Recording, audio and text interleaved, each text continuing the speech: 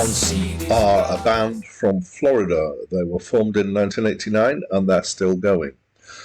However, Marilyn Manson is also the stage name of their frontman, Brian Warner, which is just a little bit confusing. Not too bad, but yeah, okay. They are known, and he is known for being particularly controversial and for courting controversy and rather flamboyant and larger than life. And to date, they have produced 11 albums.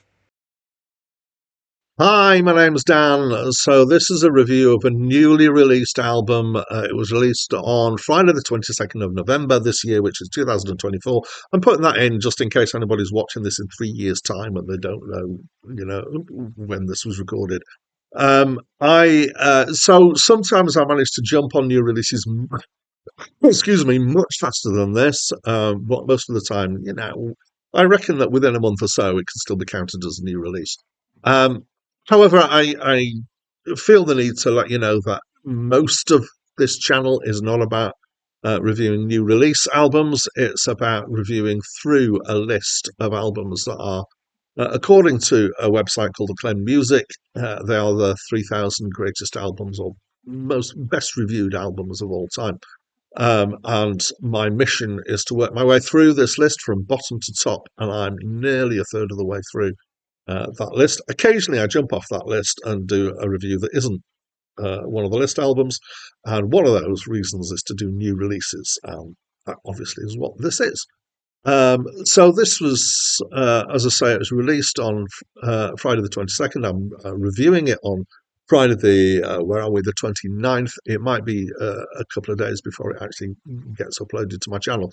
That does happen sometimes. And I'm going to try and give you description and opinion as I usually do. So this, I would say that the label industrial metal is as good a description as I can think of it, and it's how it's been described by other people as well. The term shock rock is one that has been used for Marilyn Manson. I think that it could be applied in this case as well. I think it can be both of these. And if you know Marilyn Manson's stuff, then this is very much as you might imagine. But maybe compared with some of his, particularly his earlier albums, I would say, is a bit less in your face and a bit more menacing. Um, but let's explore it a bit more. So it's metal, but it's not extreme metal. There's strong rhythmic elements in it and kind of industrial sound and feel. It's got this kind of mechanical feel.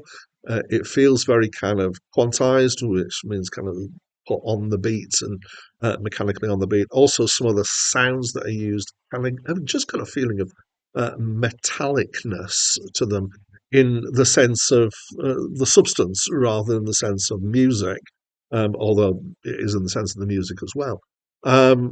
I have to say I've always enjoyed his sound. I do like a good bit of industrial metal. I found with some other industrial metal that I found, I do like this kind of combination of the metal sounds and the kind of more electronic feel almost with it. He sings, he does whispering, he does kind of mechanical singing, he does distant screaming, he does low growling.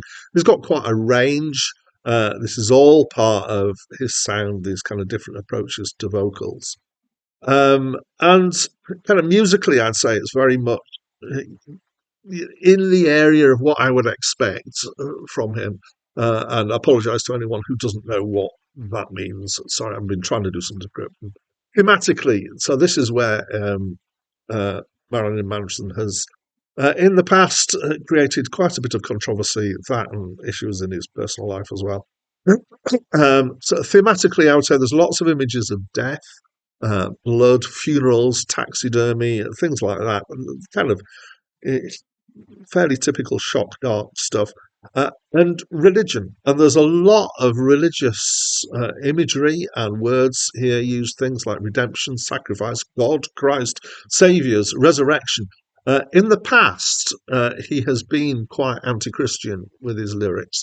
And I would say, I think if that's what's going on here, is less clear and more ambiguous.